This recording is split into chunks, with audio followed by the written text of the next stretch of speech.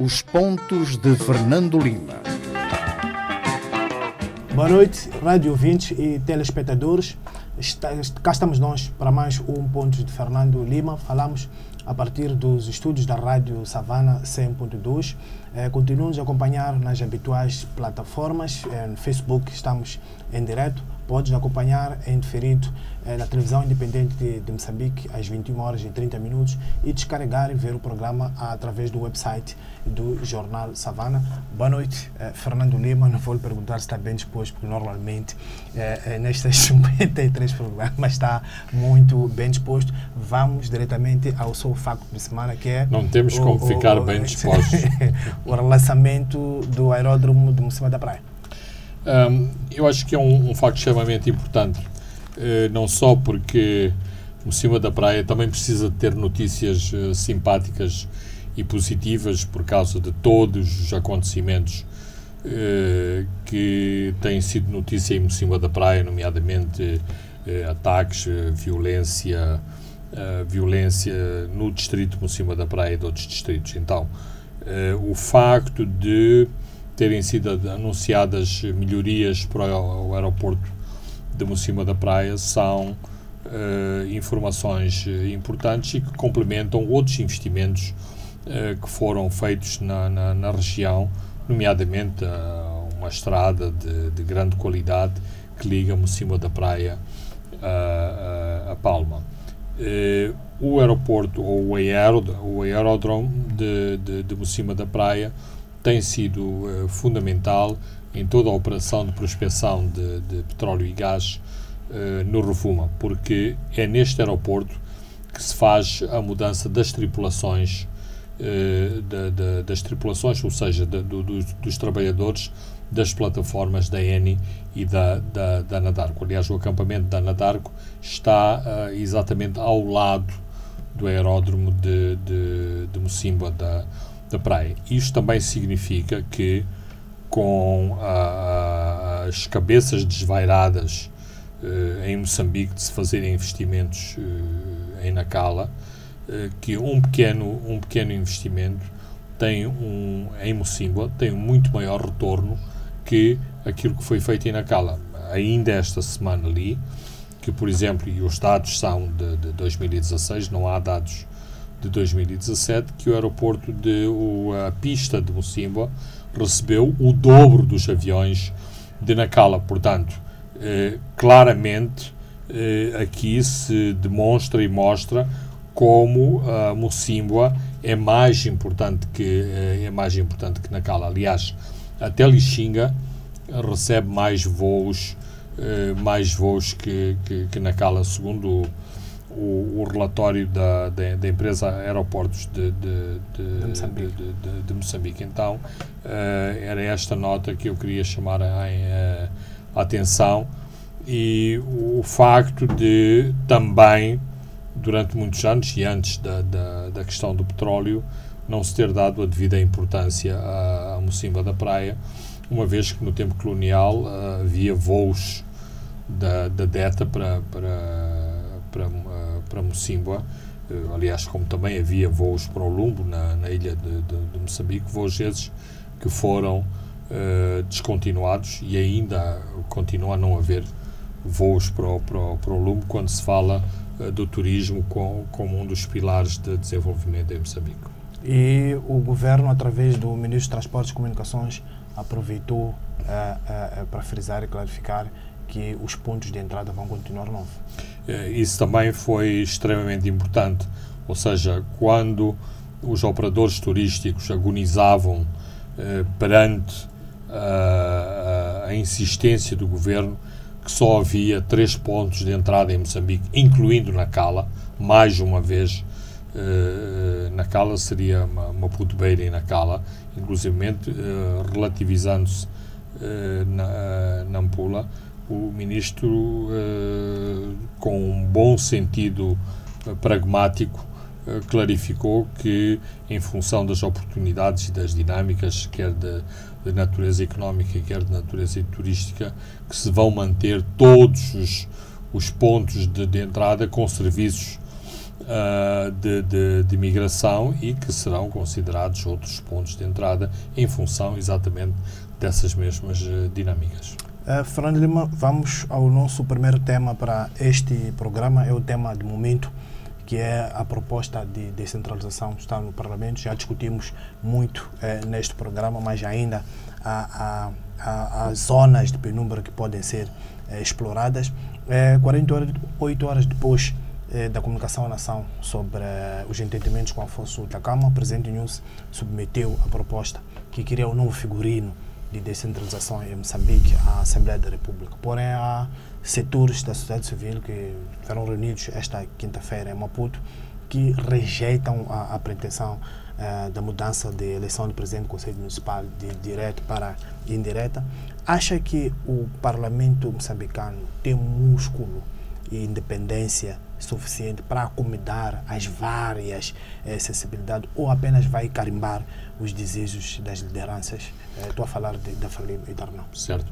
Não, músculo não tem, mas tem capacidade e sensibilidade para acolher as vozes do país, os diferentes quadrantes nacionais e para fazer diferente do que esta proposta inicial. E aqui estamos a falar especificamente da eliminação da eleição direta dos autarcas e a impossibilidade de se elegerem diretamente os governadores e os administradores distritais. Sabemos agora que Afonso Dhlakama gostaria que estas personalidades ou estas individualidades fossem eleitas por voto direto e que foi a Frelimo que forçou um cenário indireto. Ou seja, isto significa que, claro que a Frelimo é o partido maioritário na Assembleia da República, mas isto não significa, e portanto tem muito a ver com a força da sociedade civil, do poder e do peso específico que as diferentes vozes terão em termos sociais daqui até a aprovação do pacote legislativo. Por outro lado, esta questão também tem um aliado legal precioso, que é a questão do referendo, que está prevista se alteram as fórmulas previstas na Constituição para a eleição de determinados titulares de cargos políticos, neste caso dos autarcas do país, que deveria, portanto, uma alteração desta natureza devia suscitar um referendo. Ora, materialmente nós sabemos que é completamente impossível fazer-se um referendo, mas, inclusivamente, temos dúvidas, embora nesta Assembleia, nesta sessão do Parlamento, vai a discussão o regulamento do próprio referendo, mas sabemos daquilo que está postulado na Constituição que o referendo, para ser válido, tem que ter uma participação de 50%. Ora, num país. Ninguém está a ver que metade da população moçambicana vá votar neste referendo, a não ser que, por exemplo, também exista um novo postulado constitucional, como existe em muitos países, em que o voto é obrigatório. Ora, em Moçambique, o voto não é obrigatório. Portanto, mas neste caso estamos a falar especificamente sobre a possibilidade de estas figuras serem eleitas diretamente. Ora, a questão do referendo, de algum modo, ajuda esta argumentação para se contornar o referendo. Mas, dada o peso político dos argumentos para esta fórmula encontrada de descentralização, eu não tenho dúvidas que se arranjará uma fórmula rebuscada para se manter, caso a Assembleia mantenha as orelhas mocas a alterações de fundo à forma de eleição, não tenho dúvidas que se encontrará uma fórmula para, mesmo com estas alterações, se contornar a realização de um referendo. E depois também é preciso não perdermos de vista que 2019 está ao virar da esquina. Absolutamente, é esse o problema de fundo. Não há qualquer possibilidade mais. Os nossos órgãos eleitorais já nos mostraram que têm uma grande incapacidade a organizar o que quer que seja, como ficou demonstrado agora em Nampula. Quanto mais organizar referendos, eleições gerais e eleições autárquicas, este exemplo de Nampula foi um muito mau exemplo e que lança sérias dúvidas da capacidade destes órgãos em fazer aquilo para o que foram treinados muitas das pessoas que trabalham nestas instituições e que têm mandato. Aliás, eu anoto aqui que o Conselho Constitucional passou ao lado de toda a desorganização que aconteceu em Nampula, quando, em ocasiões anteriores, o Conselho Constitucional gosta de elaborar bastante sobre a realização do próprio ato eleitoral. Este documento já está na primeira comissão, que é a Comissão de Assuntos Constitucionais, Direitos Humanos e de Legalidade, e eles dizem que vão emitir um parecer em 2 semanas, 15 dias. Sim. É um assunto que está a ser levado a sério, aparentemente muito urgente. Fernando Lima continua a acreditar que até as eleições de 2019 tudo estará prontinho? A questão não é se eu acredito ou não, a questão é quase um imperativo nacional que esteja pronto, ou seja, significa que outros assuntos, outros aspectos importantes da vida do país podem ficar para trás para se dar prioridade a esta questão, porque, e isto infelizmente é uma tradição muito moçambicana, que as prioridades são estabelecidas de uma forma um pouco anárquica e depois, portanto, umas prioridades passam a ser mais prioridade que outras prioridades. Portanto, aquilo que eu estou a tentar dizer é que não tenho a mínima dúvida se há de facto este compromisso para que a descentralização seja uma das pedras basilares do entendimento entre o governo e a oposição, ou seja, com o maior partido da oposição. Não tenho a mínima dúvida que isto passará a ser o primeiro ponto da agenda em todos os fóruns onde este assunto tenha que ser discutido. Inclusivamente, vi declarações recentes do presidente da Renamo a dizer que a descentralização tinha mais prioridade que as questões militares, uma vez que as questões militares não têm que passar pela Assembleia e não têm que ser objeto de qualquer mudança constitucional. Voltamos a questões militares. Hoje o Presidente da República reuniu o Conselho de Estado, que encorajou-lhe a continuar a prosseguir o diálogo com o líder da Renamo e apelou à sociedade civil a acarinhar este projeto. Filipe Nunes vai ouvindo todos nesta proposta de descentralização. Eu penso que este exercício de realização do Conselho de Estado, como na quinta-feira a realização do Conselho de Defesa e Segurança, quase com a mesma agenda, mostra a preocupação do Presidente da República em ter os consensos o mais abrangente possíveis, exatamente, por um lado, para fazer um exercício que faz parte, inclusivamente, do seu mandato. Para isso é que existem estes órgãos consultivos. E embora o Presidente não tenha que os utilizar a toda a hora. Aliás, vimos que o anterior Presidente dispensava muito o Conselho de Estado. o Conselho de Estado. Por outro lado, também é preciso ter em consideração que este tipo de órgãos tem um papel importante na atual conjuntura.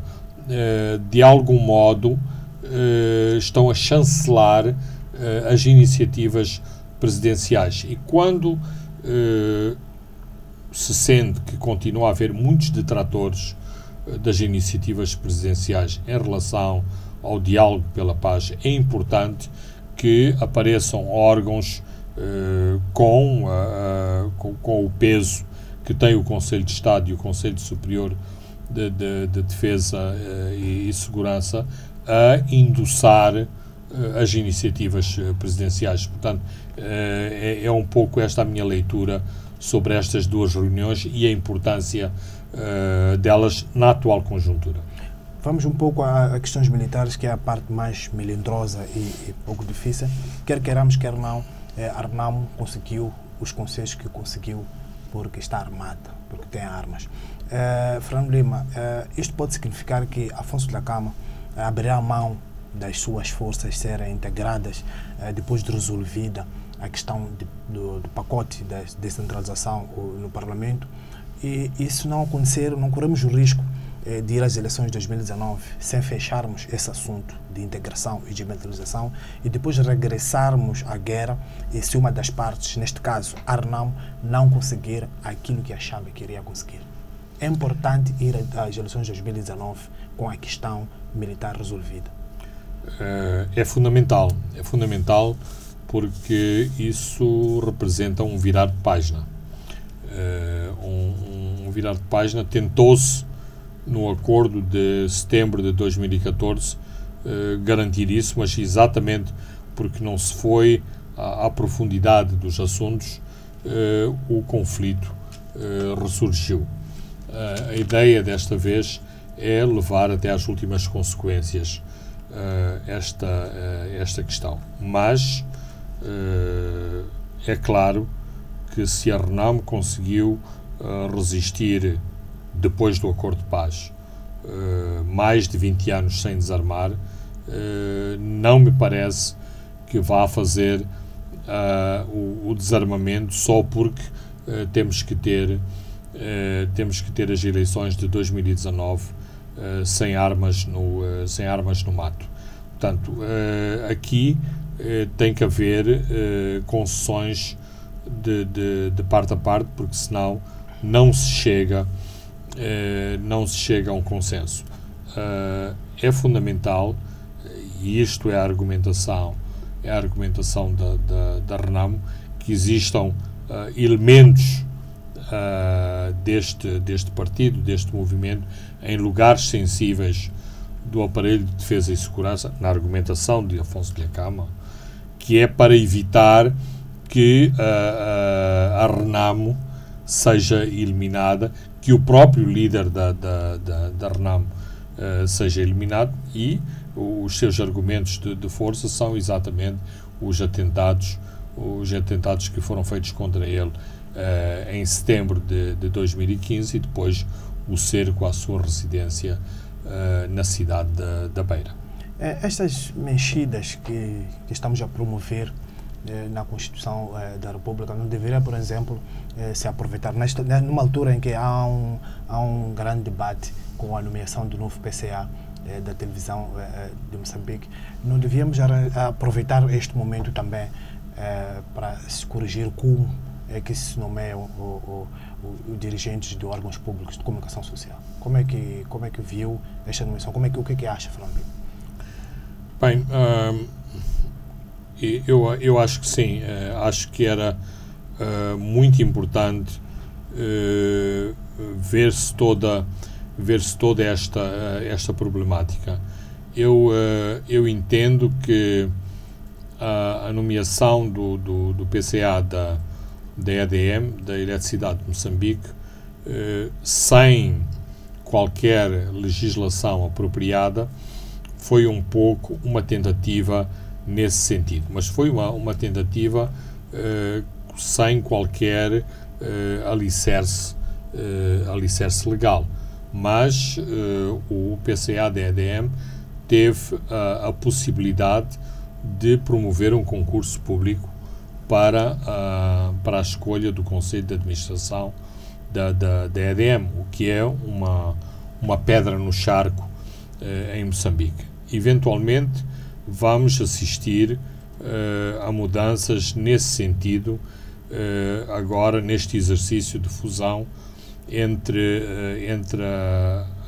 as telecomunicações de Moçambique e a EMCL, mas não há nada legislado nesse sentido, ou seja, da obrigatoriedade de concursos públicos para a escolha dos dirigentes destas empresas. Ora, não estando nada legislado, não me pareceu nada de espetacular que a nomeação do PCA da televisão fosse business as usual, ou seja, uma rotina de sair uma pessoa para entrar outra. O que é lamentável, porque se perdeu uma oportunidade significativa e também porque exatamente esta nomeação, ao contrário de outras nomeações, está a provocar bastantes reações negativas, embora eu considere que alguns dos debates não são propriamente os debates prementes em relação à comunicação social e, em particular, à comunicação social do setor público. Fernando Lima, vamos ao nosso segundo tema, tem a ver com a água. Maputo corre risco de ficar sem água. As autoridades gestoras dos recursos hídricos anunciaram dias difíceis para a cidade de Maputo, Matola e a vila de Boane, no que diz respeito ao abastecimento de água. Caso a situação continue como está, Maputo pode ser a segunda cidade da África Austral a ficar sem água, depois da cidade de Cabo. O argumento chuva não está próximo daquele argumento logístico apresentado pelas autoridades do setor dos combustíveis quando houve falta de combustível em Maputo.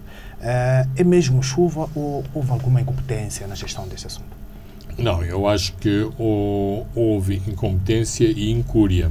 Ou seja, estas medidas, segundo os especialistas que eu tive a oportunidade de falar e de consultar, estas medidas que foram tomadas esta semana só pecam por serem tardias. Ou seja, numa situação desta natureza, vale mais ser precavido e começar a poupar água quanto antes. Mas, mesmo estas medidas não foram acompanhadas, por exemplo, de uma grande campanha de esclarecimento popular. Diz-se que, por exemplo, há restrições à cidade de Maputo, mas não vejo que haja aquelas restrições habituais, nomeadamente em relação à água que utilizamos para tomar banho, para as nossas necessidades básicas em termos do tratamento do nosso corpo, da própria confecção de alimentos, da lavagem de carros, da rega de jardins. Não há quaisquer indicações desta natureza. Eu tenho acompanhado várias destas campanhas em termos internacionais, inclusivamente há orientações em relação à utilização da própria água dos autocolismos, portanto, das sanitas. Mas podemos também caminhar para outras medidas de reciclagem da água, de reutilização da água. Não existe nada dessa natureza. E alguns projetos estruturantes em relação a funcionarem como alternativa em relação aos pequenos libombos estão anormalmente atrasados.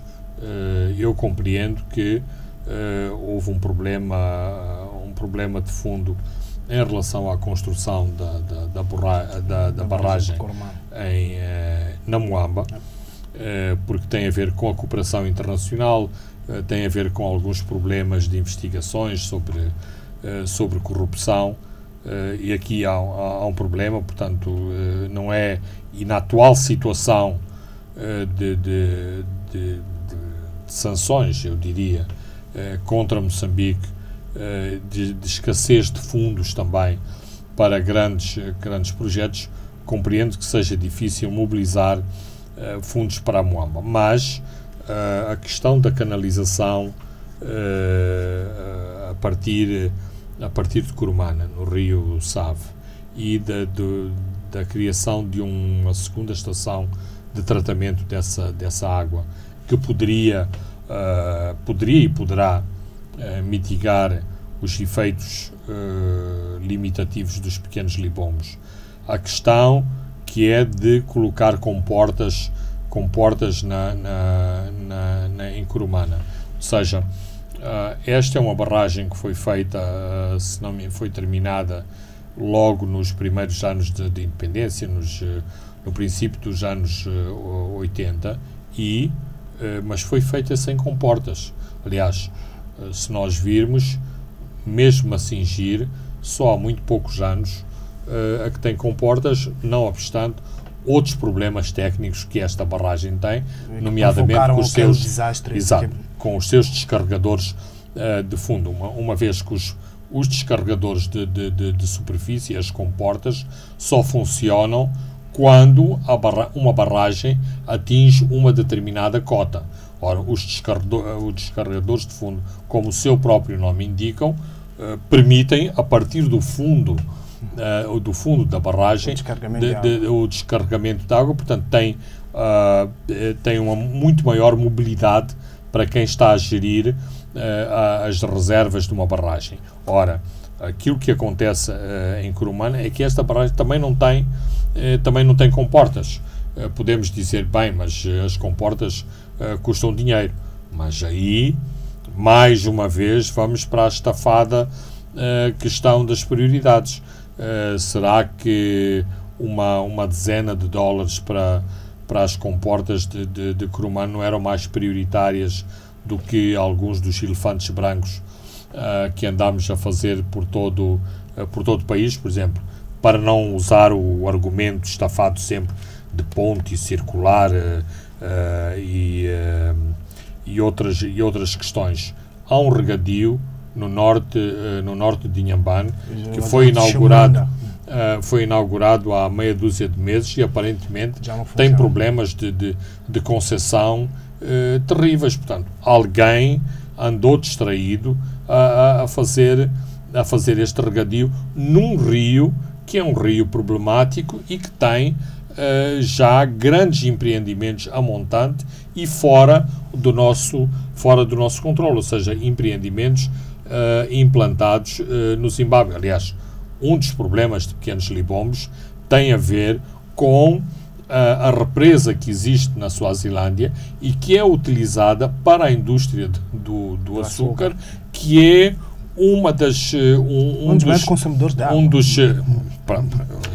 Inclusive há um debate sobre a água e o açúcar, mas nós sabemos da importância vital e crucial que o açúcar tem na pequena economia da Suazilândia. Inclusivamente discute-se se a Suazilândia está a cumprir integralmente os protocolos de cedência de água para os pequenos libombos. Vimos o ano passado que esta barragem principal na Suazilândia teve acumulações ao nível dos 60% quando os pequenos libombos não chegaram aos 30%. Portanto, aqui há um misto de incúria e de desmazelo, não só em relação à gestão da barragem dos pequenos libombos, mas sobretudo em relação aos projetos estruturantes que poderiam fazer com que os pequenos libombos fosse uma questão menor em toda a problemática do abastecimento da cidade de Maputo, sem entrarmos aqui nas questões das águas subterrâneas, dos furos, dos empreendimentos privados em relação ao fornecimento de água. Mas eu compreendo que é muito difícil neste momento estar a explicar ao cidadão, mesmo com as imagens de televisão, que não há água nos pequenos libombos, quando uma grande parte dos nossos bairros suburbanos, na Matola e em Maputo, estão completamente inundados com a água que está a cair e com a água que vai continuar a cair até ao fim do mês de março. Fernando Lima, vamos a um brevíssimo intervalo e voltamos já.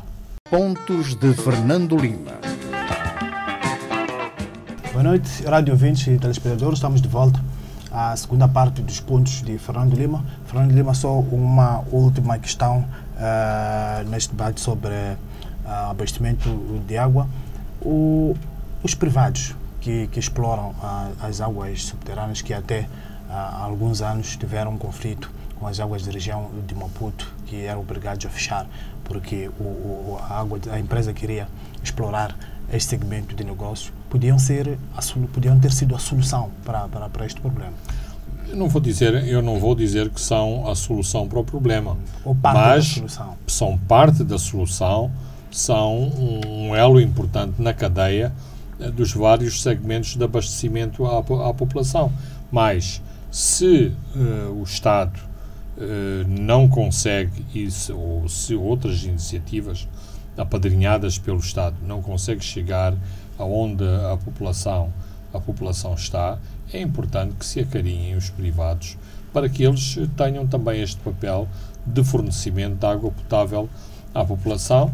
A água potável hoje é um direito humano, a água potável é uma fonte importante para a dissuasão das doenças, das diarreias, das doenças que afetam sobretudo as crianças dos 0 aos 5 anos, e são alguns dos objetivos das Nações Unidas em relação aos países em desenvolvimento, como é o caso de Moçambique. Portanto, a questão, eu estou a dizer isto porque acho que é crucial que se tenha uma sensibilidade particular em relação às problemáticas da água em Moçambique, como todo um outro tipo de problemáticas que têm a ver com as mulheres, com o abastecimento de água no campo, a redução da distância do abastecimento de água às comunidades,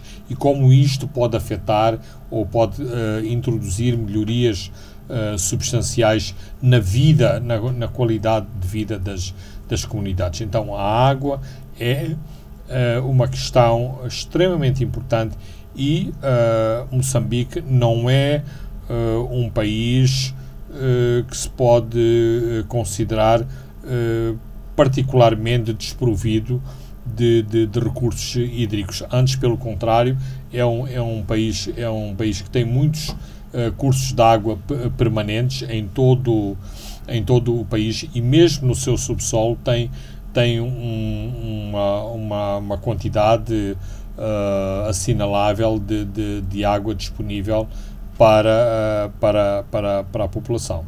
E depois também mata, numa altura que a narrativa governamental é aumentar a produção e a produtividade. Nos distritos como o Boane, que é altamente produtivo, matamos um pouco a agricultura com essas restrições, e a Bananalândia pode estar a fechar. Bem, este é um problema muito complicado. A cultura da banana, tal como a cultura da cana-de-açúcar, exige, numa determinada fase do crescimento da banana, grandes quantidades de água. Aqui o problema põe-se de uma maneira muito controversa.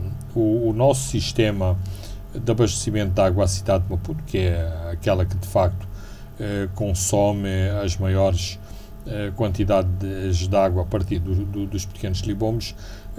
Foi feito um investimento importante ao nível das condutas principais, mas depois naquilo que são as redes mais pequenas, nomeadamente as redes que abastecem os prédios e as ruas, praticamente não foi feito um grande investimento. Então, estima-se que as perdas no sistema de abastecimento a Maputo ande nos 40%. Então, o debate, eu sei que é muito controverso, o debate é porque que, se há esta perda de 40%, porque que não vamos disponibilizar mais água do Umbluzi, que é o rio dos pequenos libomes, à cultura da banana, que são culturas organizadas comercialmente,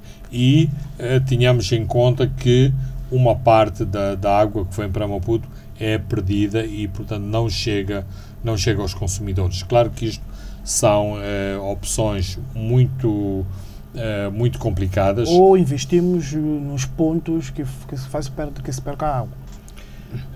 Sim. A água está a chorar. Só que é muito mais fácil fazer-se uma reabilitação de fundo na estrutura fundamental do abastecimento e depois investir-se nessa parte mais. Inclusivamente, há problemas aqui da administração do território, porque não se está claro a quem pertence, de quem é a responsabilidade, por exemplo, de mudar as tubagens nos prédios. E, portanto, isto são questões que ultrapassam as próprias autoridades que têm a responsabilidade de fornecer água à cidade de Maputo, mas isto exige uma reflexão extremamente importante, como a própria questão da distribuição da eletricidade. Num primeiro momento investiu-se na rede, investiu-se nas ligações principais, e depois chegámos à conclusão que em grandes centros urbanos como a cidade de Maputo não havia infraestrutura para sustentar os consumos da cidade. E, por outro lado, também não há a capacidade para determinar com o máximo de fiabilidade todos estes consumos, digamos, ilícitos que são feitos a partir da infraestrutura disponibilizada pela eletricidade de Moçambique. Vamos para terras. O Ministério da Terra, Ambiente e Desenvolvimento Rural quer recuperar 1 milhão de hectares subaproveitados. Fernando Lima, esta é uma iniciativa a encorajar, sabendo que muita dessa terra está em mãos muito poderosas que não usam. Isto não vai provocar algumas tensões, aquelas velhas tensões que nós conhecemos. Essa operação vem depois também de uma outra operação, que é a Operação Trunco. Eu penso que sim, mas não deixa de ser uma questão, um debate estruturante. E estruturante em que sentido? Neste sentido daquilo que é a nossa própria realidade. Porquê que esta terra está toda assambarcada por esses interesses e lobbies político-partidários? Porque exatamente a terra todos os dias é comercializada, e é comercializada para o pequeno funcionário que constituiu família e quer fazer a sua casa, mas também é comercializada, ou há a expectativa que pode ser comercializada por a pessoa que obteve um determinado título dessa mesma terra, e que tem a expectativa que a terra amanhã aqui um grande investidor e que quer transformar esse pedaço de terra num grande hotel, numa grande estância turística ou numa quinta. É o seu capital para entrar no negócio. Exatamente. Agora, isto está em contradição com aquilo que diz a própria Constituição e que é afirmado em plenos pulmões, inclusivamente com estes argumentos patrióticos, que se algum dia a terra for privatizada, estamos a negar os fundamentos daquilo que aqueles que libertaram Moçambique lutaram. Ora, aqui nós às vezes usamos estas palavras grandiosas, mas depois na prática não vamos ver o que é que está a acontecer. Por exemplo, os tais que libertaram a pátria são os mesmos que estão envolvidos na deflorestação de Moçambique, no dizimar da floresta primária moçambicana. Afinal, aqueles que nos libertaram também estão a libertar o território moçambicano da sua floresta. E ao libertar a floresta moçambicana, estão a provocar danos irreparáveis ao nível do próprio clima, ao nível dos níveis de precipitação pluviométrica, enfim, uma série de questões que hoje em dia estão na agenda do ambiente e em Moçambique. Isto são questões incontornáveis. Ora, nós, por um lado, não queremos abordar a questão das terras e a questão da propriedade da terra, incluindo irmos ou avançarmos para sistemas intermédios de propriedade. Mas, por outro lado, e fazemos que não vemos, a terra comercializa-se todos os dias. E mais, o Estado é a entidade, é o grande perdedor de toda esta situação que não está completamente esclarecida, porque o Estado, que deveria arrecadar para si o maior quinhão das receitas pela cedência de espaços, pelo concessionar de território, recebe quinhões simbólicos em relação a essa mesma terra, embora atualmente os municípios já estão a acordar para esta problemática e hoje estão a aplicar taxas, não vou dizer exorbitantes, mas extremamente elevadas para o concessionamento de terras, nomeadamente para fins de habitação,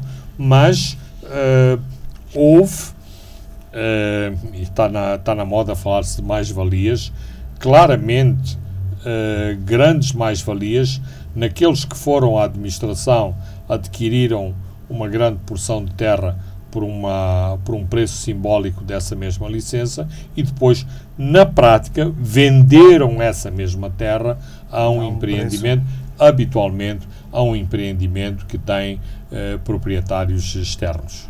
Fernando Lima, não podia-se aproveitar este exercício para mapear a terra e criar um cadastro?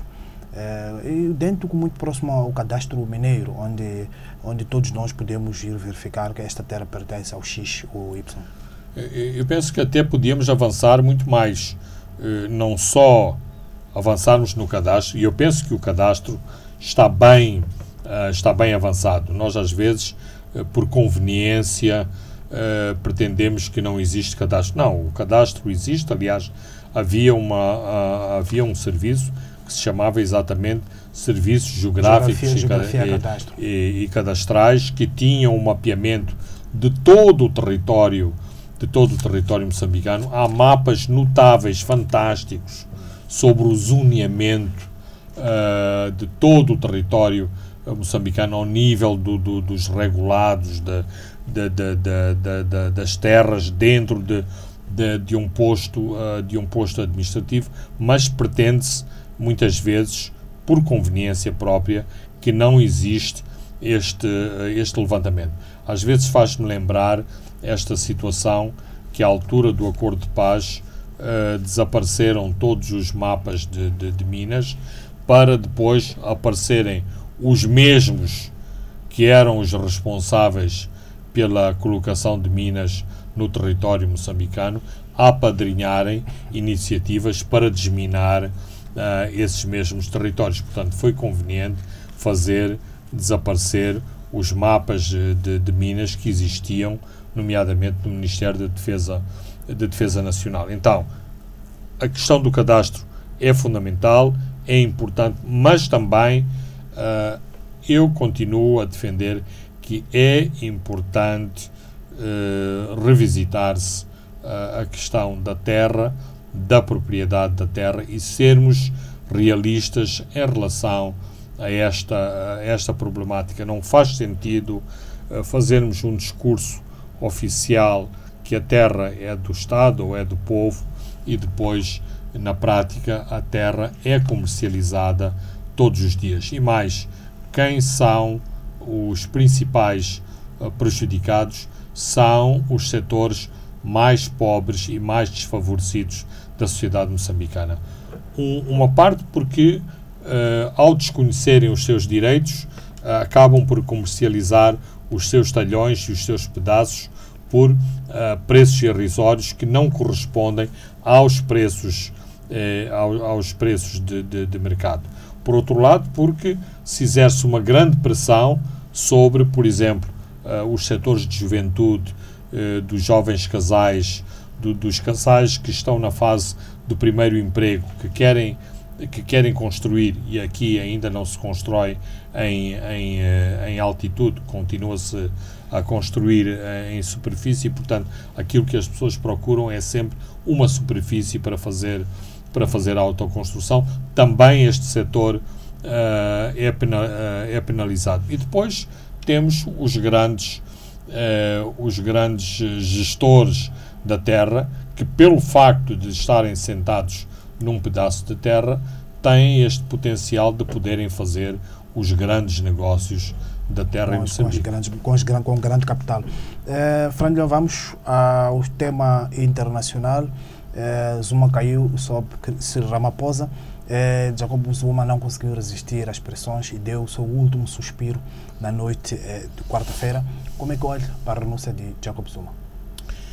Bem, por um lado, é importante que um país poderoso, um país que existe hoje um olhar muito crítico por parte da comunidade internacional, que não obstante todas essas críticas, consegue fazer funcionar elementos extremamente importantes em termos democráticos e fazer-se uma transição que assenta em elementos incontornáveis daquilo que está estatuído, não só ao nível partidário, mas ao nível constitucional. Agora, em termos do próprio facto de o Presidente da República ter que renunciar, bem, isto é uma desgraça, e é uma desgraça como um partido histórico como a ANC, um partido que tem mais de 100 anos, portanto, um partido que começou, tem as suas raízes no início do século XX, não ter a capacidade de escolher líderes capazes, competentes e que depois têm que ser sacrificados por estes expedientes, porque aquilo que está aqui em jogo é a probabilidade de, a manter-se Zuma no poder, o ANC sofrer um sério revés nas eleições de 2019, como as eleições municipais do ano passado foram um claro pronúncio. O ANC perdeu